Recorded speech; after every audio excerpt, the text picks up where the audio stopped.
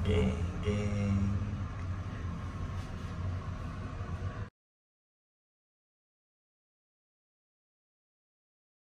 Wow! Rawr!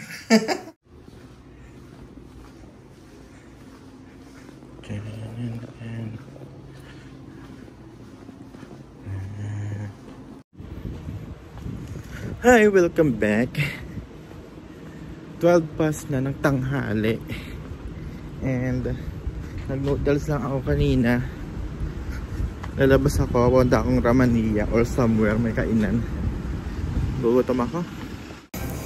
So, nandito na ako sa mga tindahan malapit sa Ramania. So, itong mga tindahan na ito, pag Wednesday ng gabi, Thursday ng gabi, Friday, Saturday, sobrang dami.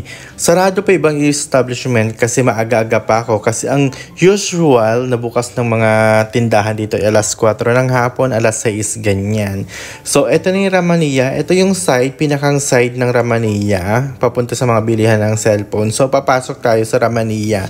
Itong Ramania ito ay sikat na sikat sa mga Pilipino. Yes, sobrang sikat. Puntahan mo sa Cobar, sabi mo Ramania tayo magkita, alam na nila ito. Even the drivers, alam ng Ramania. So, ito na, nakapasok na tayo. Konti pa lang itong Pinoy na to ha. Kasi alas 3 pa lang ng hapon ako pumasok. Kung makikita nyo, may tindahan agad ng mga golds, ng kung ano-ano, suitcases. And pinakamarami talaga dito is tindahan ng golds, murang sapatos at mga cellphone. So, naglibot-libot ako kung ano yung mga bago dito. So far, wala namang masyadong bago. Maraming nawala, nakakalungkot. Yung mga establishment na nakita ko noong 2017, yung mga unang pasok namin dito sa Cobar, marami na rin nawala talaga.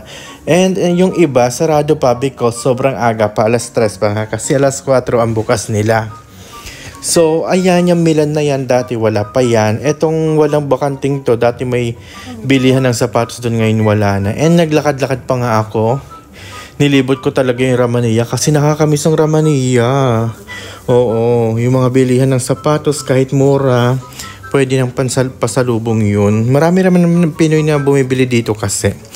And yes, punta tayo sa taas. 2 floors lang ang Ramania guys, pero sobrang dami nito pag weekends.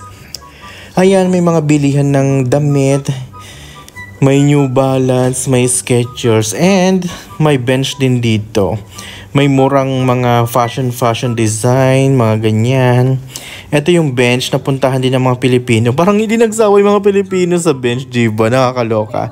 And may Busini din. Yung Busini kasi madalas mag-sale yun. Doon kami namimili ng mga damit-damit na matibay din naman kahit mumurahin lang. So may mga murang pabango din dito na okay naman, pampasalubong, okay ang amoy, ang tumatagal. And may mga restaurant din. May mga Pinoy foods. May 2 restaurant dito na madalas namin kainan pag wala na kaming mahanap na kakainan. So actually, ayan, yan yung kainan for men's. And tapat nito yung bilihan ng tinapay. May mga siomai at siopaw din dyan. And the Chowking as usual. And Jollibee.